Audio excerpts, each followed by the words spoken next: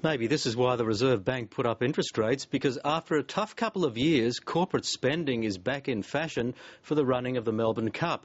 For some, it's all about the horses, but the economic impact of the spring racing carnival is crucial for many businesses. Here's Emily Stewart.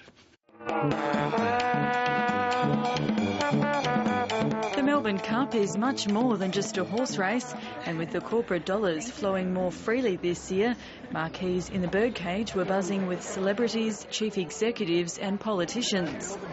And some parties were wilder than others. It's a wilderness scene. I just put my hand up and I'm not scared of snakes. The Victorian Racing Club says dining and hospitality packages sold out quickly, and there are 44 sponsors for the Cup this year, up from 41 last year.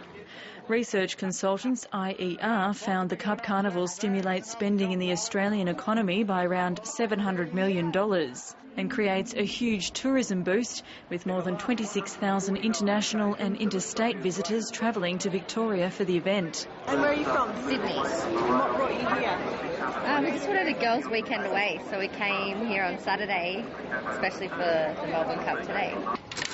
Of course, it's a busy time for fashion retailers, but the global financial crisis meant there were fewer sales for many outlets last year. They were definitely more conservative and wanted more for their money. There was definitely an increase in people wanting to do millinery classes. So I run millinery classes here in my studio, but there was definitely a great increase. People were wanting to have a bit of a dabble in millinery, thinking about retraining. But racegoers still managed to spend around $30 million on fashion items last year, and with businesses now bouncing back, many predict that could rise this year. We've been working hard for the last 3 to 4 months in preparation, and people start coming in to order their hats up to 3 months before the event. But this week is definitely the busiest week of the year. It's definitely better than last year. I think the 150th year of the Melbourne Cup has certainly made an impact with the consumer. But the other big consumer story of the day, interest rates, wasn't far from some people's minds. What we've had for months now is a government that's had its foot on the accelerator and a Reserve Bank that's had its foot on the brakes, and the two arms of policy aren't in sync, and that reflects very badly on the Treasurer and on the Prime Minister. Of course, there's money to be made on the track too.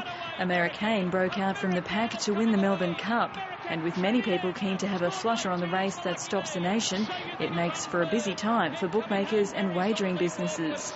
Tabcorp's wagering system processes up to 700 bets a second on Melbourne Cup Day, and punters across the country bet almost $160 million on the race, a new record.